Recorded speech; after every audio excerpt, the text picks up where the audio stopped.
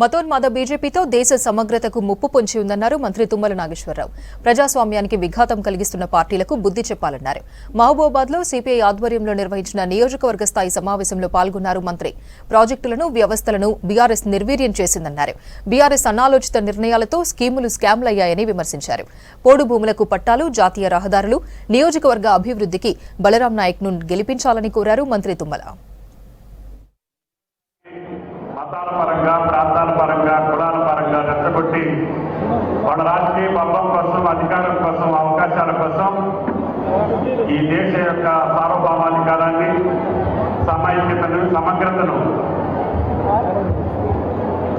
విచ్ఛిన్నం చేయాలనేటటువంటి ఆలోచనతో నడుస్తున్నటువంటి బీజేపీ పార్టీకి వ్యతిరేకంగా ఈనాడు వామపక్ష పార్టీలు, అనేక అభ్యుదయ పార్టీలు అన్నీ కలిసి ఇండియా కూటమిగా ఈరోజు బీజేపీని ఓడించడం కోసం.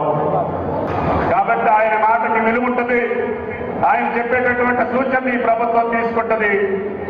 తెలంగాణ రాష్ట్రంలో కమ్యూనిస్టు పార్టీల పరంగా ఆయన గొంతుకి విలువ, ఆ ప్రాధాన్యతని ఈ ప్రభుత్వం నిలుపుకుంటుందని చెప్పి కూడా విజ్ఞప్తి చేస్తున్నా.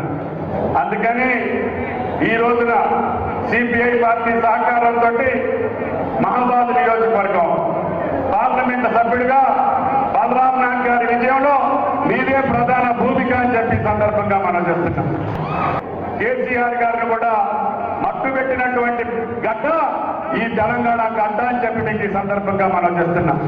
అందుకని ఇది పౌరుషాల గడ్డ, పోరాటాలకు నిలయం. ఎవరు వ్యతిరేకంగా, ప్రజలకు వ్యతిరేకంగా ఎవరున్నా కూడా నిలువెత్తి ఎర్ర జెండాను చూపించి ఆడ యొక్క రాజకీయ భవిష్యత్తుని చిత్రం చేసేటటువంటి శక్తి ఈ